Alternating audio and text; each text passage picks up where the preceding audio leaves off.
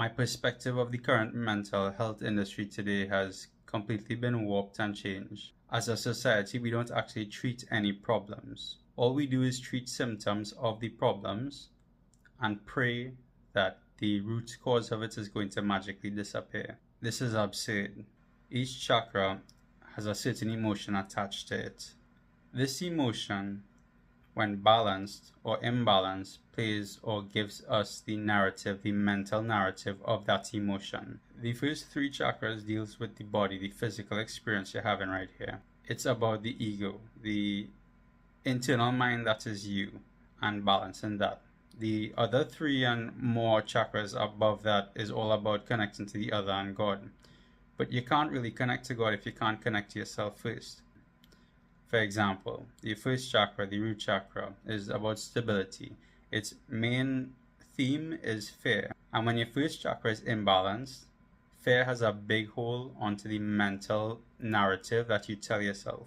You know, maybe there's a bill coming, and because you don't have enough money right now to put food on the table and pay that bill, it puts you into a mental loop of a fear-based thought. The second chakra is about shame. And shame is just the inability to experience pleasure on your terms because of a mental narrative you've told yourself that you blame yourself for. Now, this is the home of codependency as well. And you can't really have a first block second chakra without first having a block first chakra, right? It builds on each other. How can you have shame without the fear first of internalizing? You need to have the fear first and then internalize something else that happened to you. The third chakra is the chakra of imagination and the ability to visualize good for yourself. But when blocked, this is you having a worry or anxiety problem because you have, not only do you have fear in your mind, but also shame of how others perceive you and being unable to sit within your own pleasure.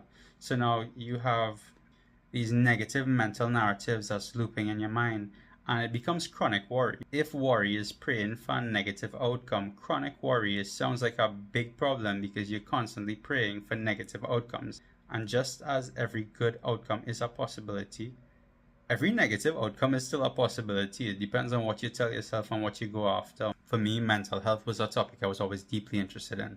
At least if not mental health, psychology and how the human psyche works.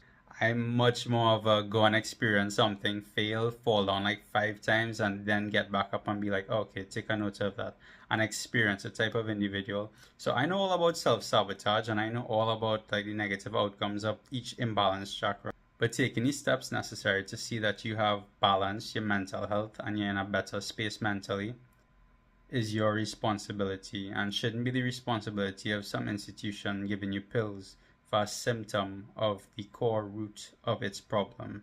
Not everybody will feel called to do this type of work, but to the people who do feel called for it, your growth is entirely up to you. It's either you want to feel that feeling, process it and move through it, or stay stuck. Book a guided meditation where we work on just these first 3 chakras and balance you out. I also do astrology natal chart readings, as well as numerology soul contract readings for purpose and direction. Alright, I love you. Have a good day.